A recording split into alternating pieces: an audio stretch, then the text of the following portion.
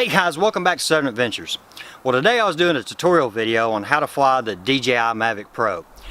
Really, I just kind of want to show you guys the settings of the drone and how easy it is to fly this drone. Well, I was out good ways and I wanted to bring it back quickly, so I threw it into sport mode. The drone was doing about 41 miles an hour. I pretty much got it right above me and it started throwing out some crazy wind notifications. So I stopped the drone and it just went nuts. The drone couldn't stay still. The gimbal just starts going all over the place, still getting those crazy wind notifications. As you can tell, it's not windy out here at all right now. It wasn't then either. So I brought the drone down to about 100 feet and everything stabilized out. It was fine.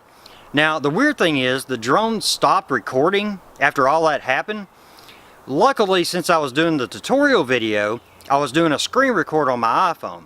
So the video itself is not going to be that great of quality, but I did want to show it to you because it's pretty funny. First time that's ever happened to me. Check it out.